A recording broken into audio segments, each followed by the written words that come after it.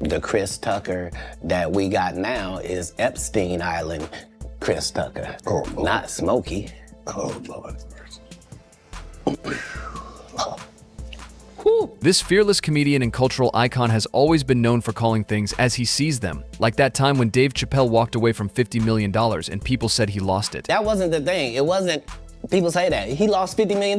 No, that's not even close to what happened to this dude. And until you understand what happened to the dude, you don't understand what happened. Like, no, not they offered him $50 million and he turned it down. Who gonna turn down $50 million? Now, I've had to turn down $50 million 4 times. But lately he set his sights on Hollywood's woke elite, the stars who champion justice, equality, and integrity on camera while living lives full of secrets and scandals behind the scenes. When that black lady said she saw that baby on the side of the highway, white people, I want you to know as niggas we were so ashamed. You lying ass bitch! So how did Katt Williams take on some of Hollywood's biggest woke celebrities? Let's start with Kevin Hart. 15 years in Hollywood, no one in Hollywood has a memory of going to a sold-out Kevin Hart show, there being a line for him ever getting a standing ovation at any comedy club. You know him. Some people think he's Hollywood's favorite funny guy, the face of countless movies, and one of the highest paid comedians on the planet. But according to Katt Williams, there's a whole other side to Kevin's story that Hollywood doesn't want you to know. Katt didn't hold back, calling Hart a Hollywood plant someone, chosen and pushed into the spotlight to serve up comedy that's safe, easy, and won't rock the boat. Unlike Katt, who's known for his sharp, unfiltered style, Kevin's brand's about mainstream appeal, something Hollywood knows will bring in big bucks, but here's where it gets interesting. Katt claims that some of the roles that made Kevin famous were actually offered to him first. What do you think a plant is? Maybe people don't understand the definitions of these words. He just did his documentary with Chris Rock where he shows you that his whole upbringing in comedy was on the East Coast. Take Soul Plane, for example. Katt says he turned down the role because of its over-the-top stereotypes, a portrayal he felt didn't do black culture any favors, but rather than address his concerns, Hollywood passed the role to Kevin, who according to Katt was more than happy to take its stereotypes and all. Chicken or beef stroganoff? Chicken, I'll have the chicken. And if you think this might just be Hollywood drama, Katt even hinted that he and Kevin haven't been in the same room in 25 years, almost as if the industry wants to keep them separate, the safe star versus the outspoken truth teller, not one to let things slide. Kevin clapped back on social media, cleverly using the opportunity to plug his latest movie. Well, things get taken out of context too, though, because even when you think about Katt Williams on Club Shay Shay, a lot of people thought you threw shots at him first, and he was replying back. But Katt isn't phased toward him. Kevin's free to cash in on Hollywood's game. Katt's just proud he chose a different path, one he believes is grounded in integrity and truth. If you thought Katt was done, think again. Next up, Cedric the Entertainer. Cedric did the same thing. Cedric told you when you asked him, did you steal Katt Williams' joke? Yeah. He said, it don't line up. How it don't line up that I did it on TV in 2018? You came to see me at the Comedy Store do it in 2019 and then did it on the Kings of Comedy. Like, what doesn't line up? This is a televised joke. And Katt didn't hold back. He accused Cedric of straight up stealing one of his best jokes, his signature closing bit. According to Katt, Cedric sat in the audience at the Comedy Store and watched him perform this killer joke and then turned around and used it as his own closer in the original Kings of Comedy. And this wasn't just any joke, this was a bit that Katt had spent years perfecting, even getting input from other comedians to really make it shine. He'd already performed it to massive applause on Comic View back in 1998. Mark Curry helped me punch up and get to the level that it was. The same Steve that went to go watch Mark Curry do his whole sitcom. So for Katt, this wasn't just about a stolen punchline, it felt like a real betrayal from someone he thought respected him. When Cedric denied it, saying the timelines didn't add up, Katt wasn't buying it.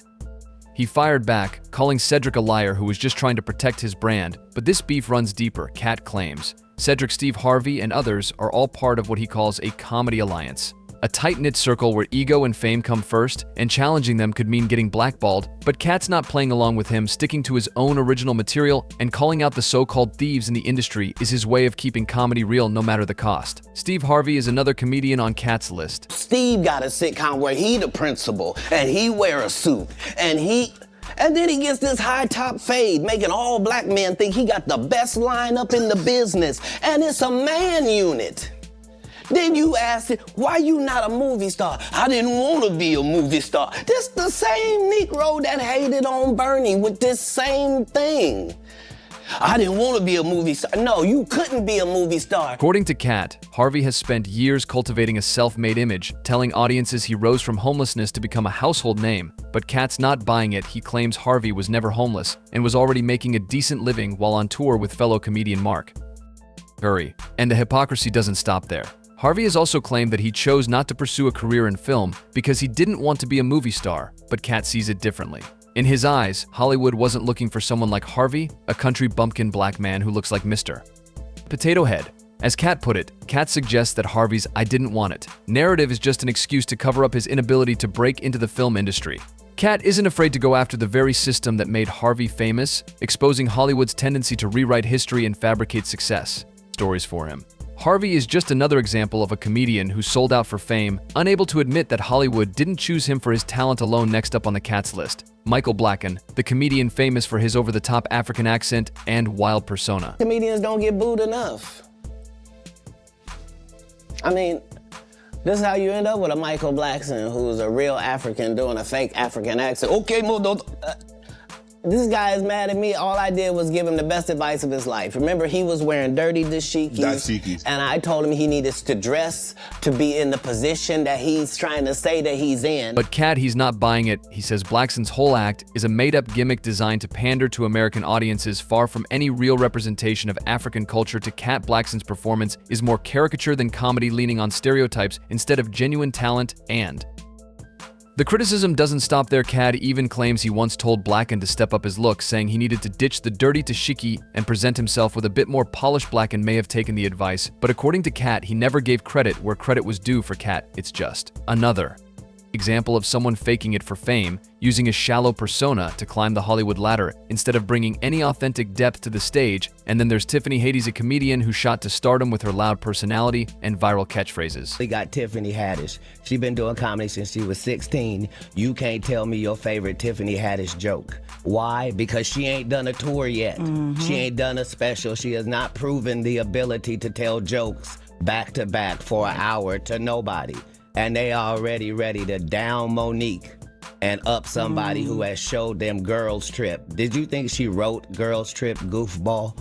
Right. Or do you think that was already a script and they handed it to her? It's up to you, whatever you want to believe. I'm the introduction to Tiffany Haddish in the movie School Dance. But according to Katt, it wasn't her raw talent or years of grinding on the comedy circuit that got her there. Nope, Katt claims.